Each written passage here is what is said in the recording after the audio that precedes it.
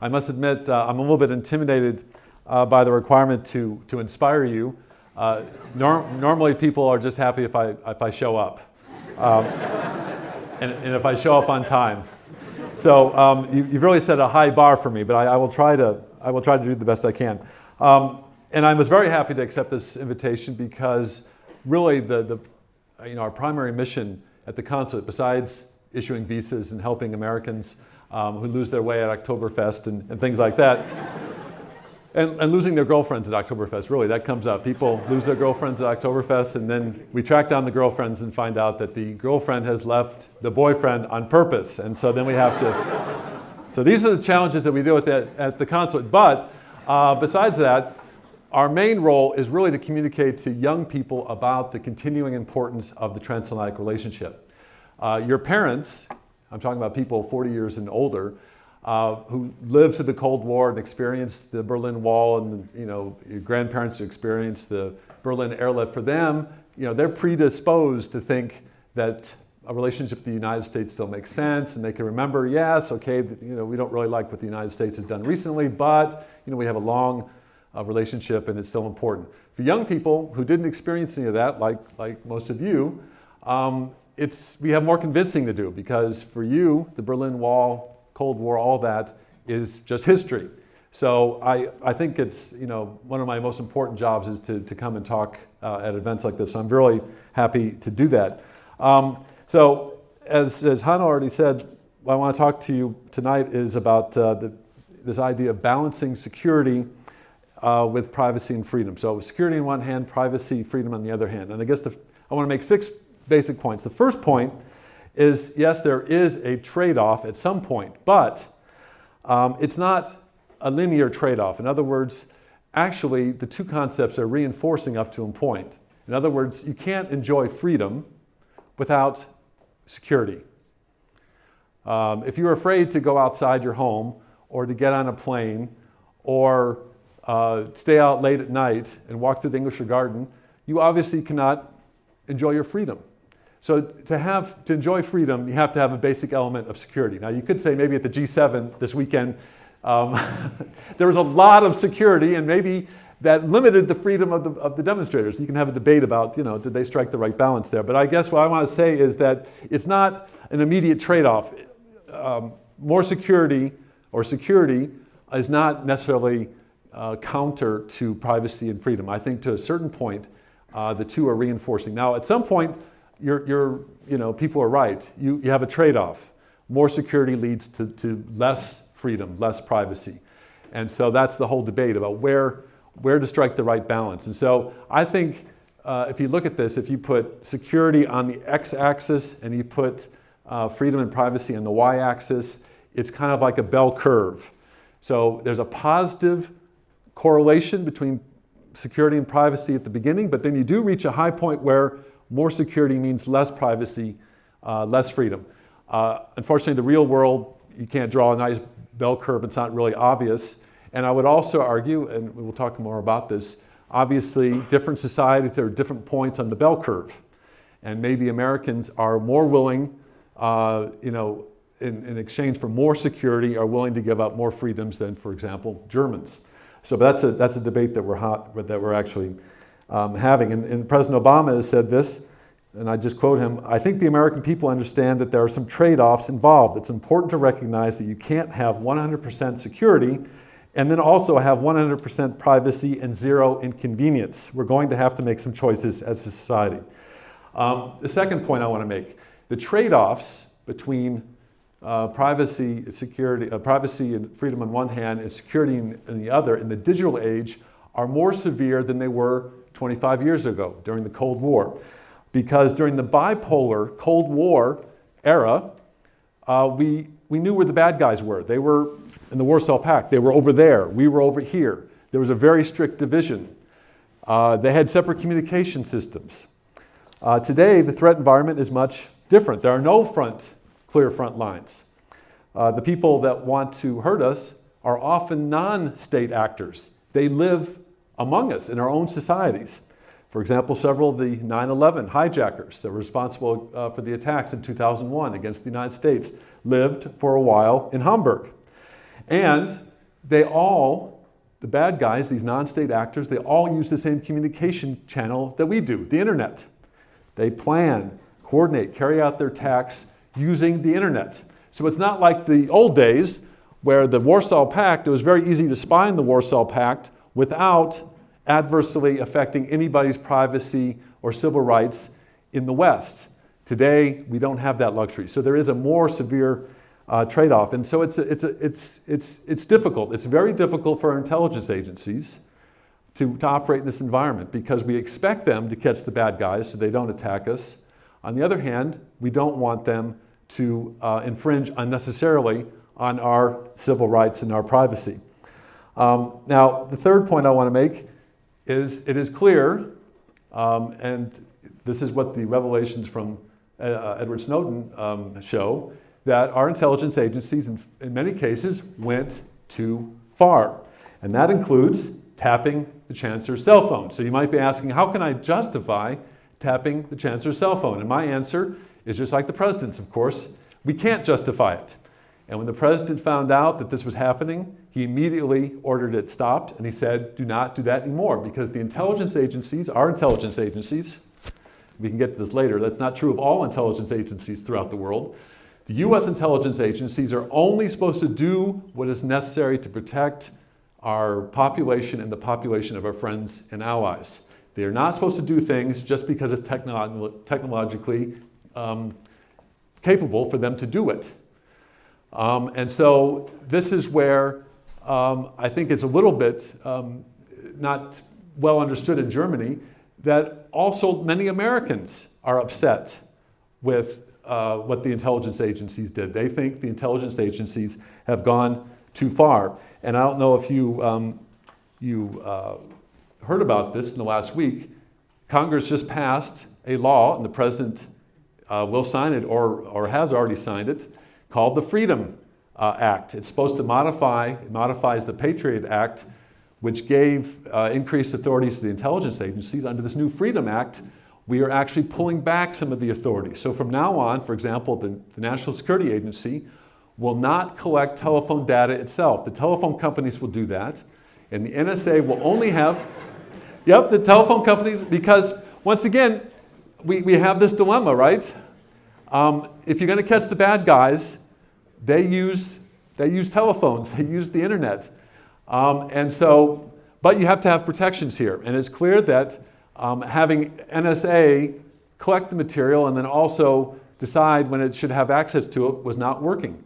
So the telephone companies, they collect the data, but they keep the data.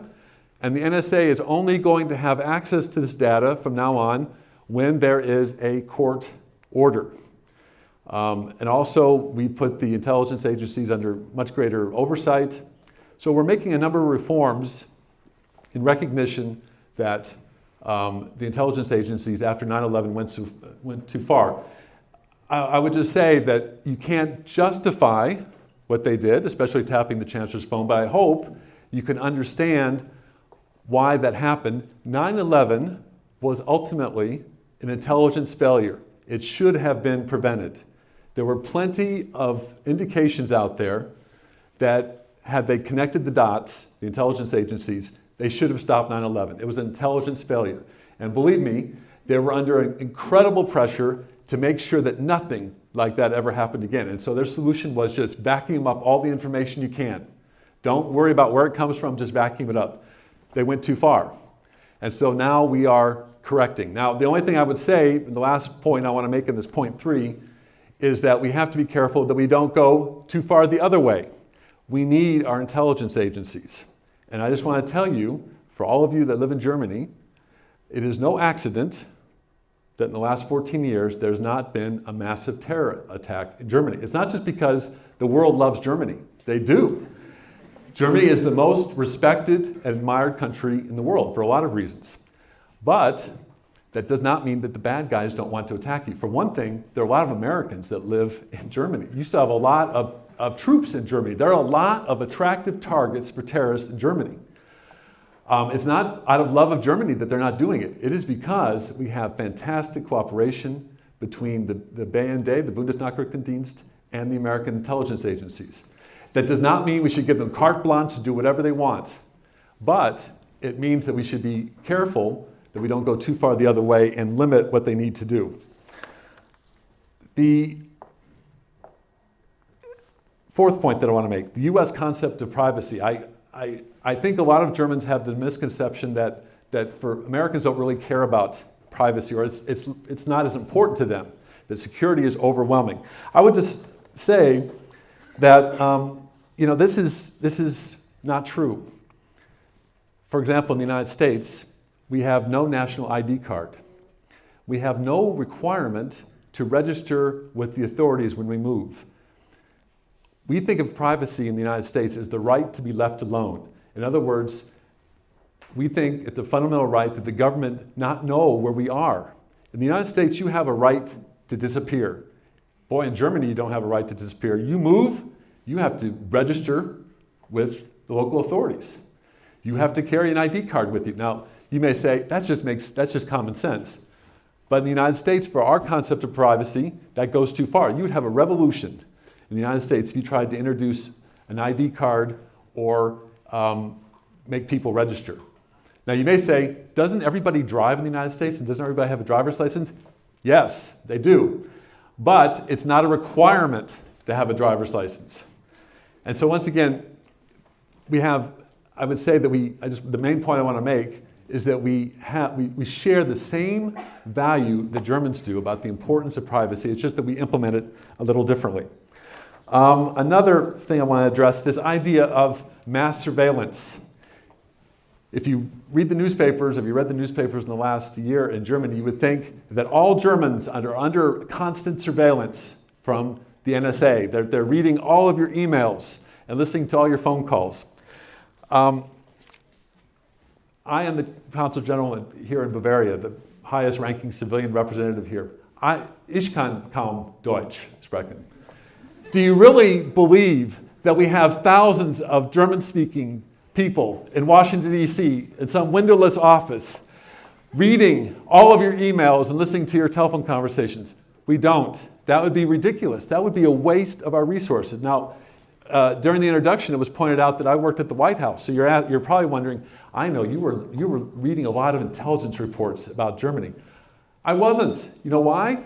If I want to know what's going on in Germany, I read Der Spiegel, I read a couple newspapers, I talk to my friends at the German embassy in Washington, I talk to my colleagues at the US embassy in Berlin. Germany is so open and transparent. I don't need the intelligence services to know what's going on here. So it's just absolutely not true that there's mass surveillance of ordinary Germans. It just does not happen. It doesn't make any sense. The other thing I want to address is this idea of economic espionage. You've read, oh yes, the Americans are using their intelligence agencies to spy on companies. And the President of the United States has said, absolutely, we do not engage in economic espionage. When I say economic espionage, I mean stealing trade secrets for the competitive benefit of American companies.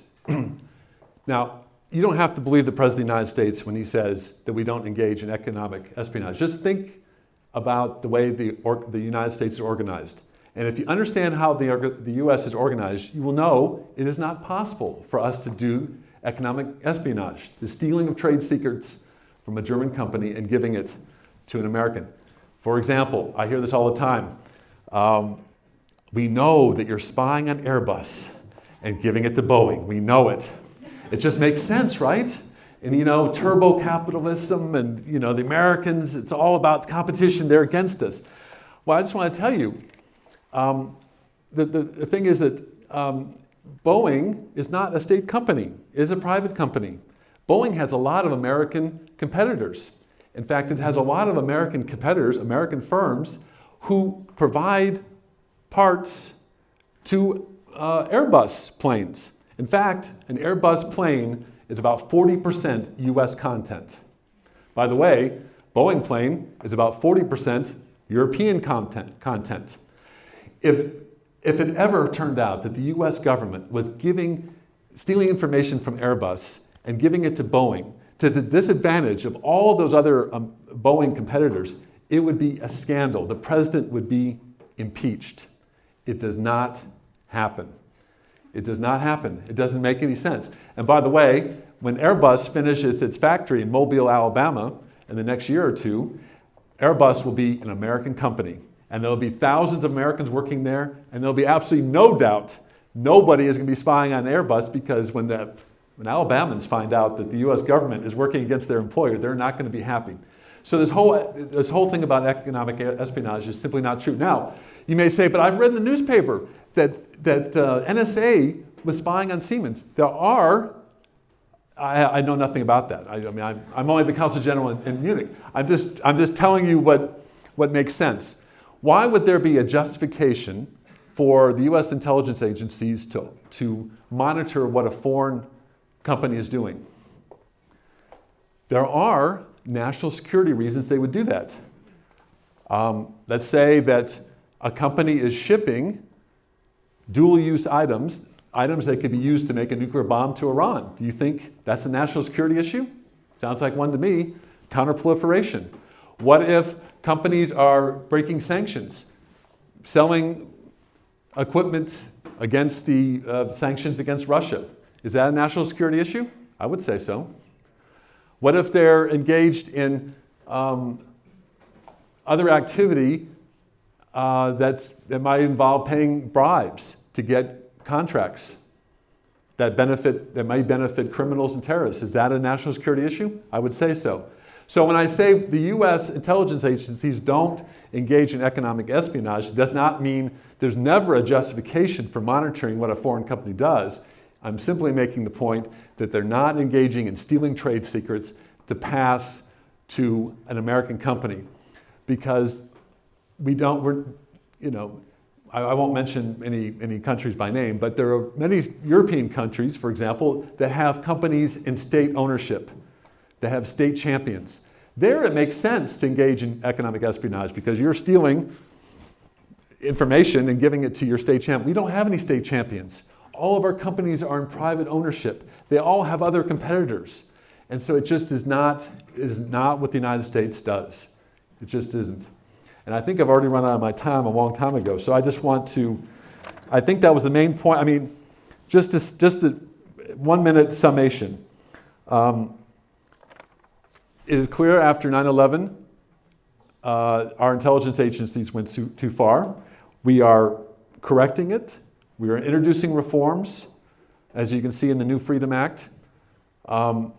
We are also concerned, many Americans are also concerned that our intelligence agencies went too far, but we have to be careful that we don't go too far and overreact in the other direction. We need our intelligence agencies. And it's super important that we do nothing to disrupt the cooperation between the Bundesnachrichtendienst and the US intelligence agencies. The other point is that Americans place just as high a priority on privacy as Germans. We just do it in a different way. So we share the same values. I mean, we can talk about TTIP, similar issues there. We share the same values, but sometimes we implement them differently.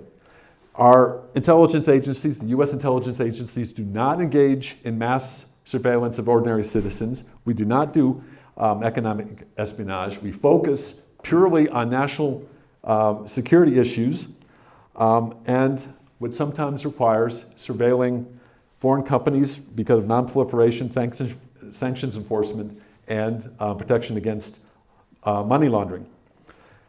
I'm happy to take your questions, but I was told that I had to leave you with one inspirational quote. So I want to quote the famous American inventor Thomas Edison, and which I can personally relate to, and in terms of the whole NSA issue, I think is relevant. He said, "I have not failed. I have just found 10,000 ways that won't work." So it's also related to Winston Churchill, who once said, "You can always count on the Americans to do the right thing after they've tried everything else." So have faith in us. We are trying to do better in this area, but don't believe everything that you read. So now I would really welcome your questions, and please ask anything you want.